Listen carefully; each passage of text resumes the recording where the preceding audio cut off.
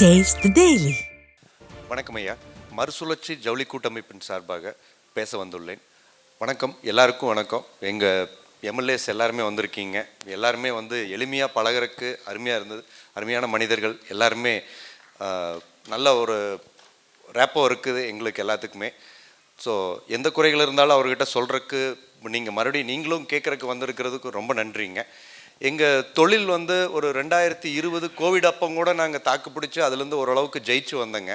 கோவிடுக்கு அப்புறம் இப்போ இந்த power cut power tariff increase பண்ணதுக்கப்புறம் எங்களால் தொழில் பண்ண முடியாமல் எங்கள் தொழிலேருந்து நிறைய பேர் வெளியில் போயிட்டாங்க. பார்த்திங்கன்னா எங்களில் நிறைய பேர் இளைஞர்களாக வந்தாங்க. இளைஞர்கள் நிறைய பேர் மனசுடைஞ்சு தொழில் விட்டு போயிட்டாங்க. அந்த அவலநிலை பார்த்திங்கன்னா ரொம்ப மோசமாக இருக்குது. ப்ளஸ் மெஷினோட வேல்யூ பார்த்திங்கன்னா தொழில் முதலீடு பண்ணது ஒரு 2 கோடி 1.5 கோடி அந்த முதலீடு பண்ணது இன்றைக்கி அது அந்த முதலீடோட வேல்யூ பார்த்திங்கன்னா ஒரு 30 லட்சம் 40 லட்சத்துக்கு வந்துருச்சுங்க. ஸோ இவ்வளோ டிராஸ்டிக்காக ஒரு தொழில் குறையுது அப்படின்னா தொழில் காணாமல் போகுது.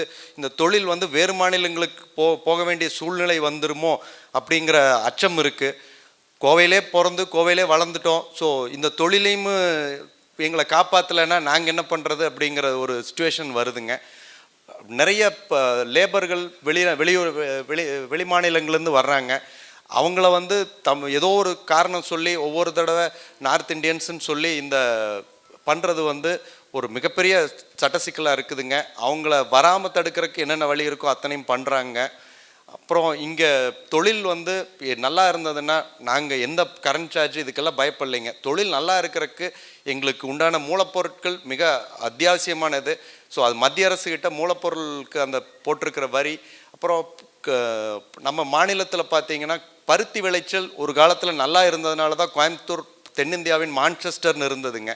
இந்த பருத்தி நம்ம மாநிலத்தை விட்டே முழுக்க வெளியே சென்றுச்சுங்க. ஸோ ஒரு ரீசன் பணப்பயிர் இது உடனடியாக பணம் கிடைக்கக்கூடியது, குறைவான காலத்தில் பயிர் செய்யக்கூடியது. இந்த தொழிலை ஊக்குவிக்கிறதுக்கு திட்டங்கள் நிறைய நாங்களும் சொல்லிகிட்டு இருக்கோம். பட் எந்த ஒரு ஆக்ஷனும் எடுக்காமல் இருக்கு. ஏன்னா இந்தியாவில் இருக்கிற 60% ஸ்பிண்டிலேஜ் தமிழ்நாட்டில் தான் இருக்குங்க. ஆனால் பருத்தியோட விளைச்சல் பார்த்திங்கன்னா வெறும் 5% தான் இருக்குங்க. மிச்சம் இருக்கிற பார்ட்டை இந்த இதில் பண்ணணுங்கய்யா. அதுக்குண்டான முயற்சிகள் நீங்கள் கண்டிப்பாக பண்ணணும் அப்படிங்கிறத இந்த கோரிக்கையாக வைக்கிறேங்கய்யா. நன்றி.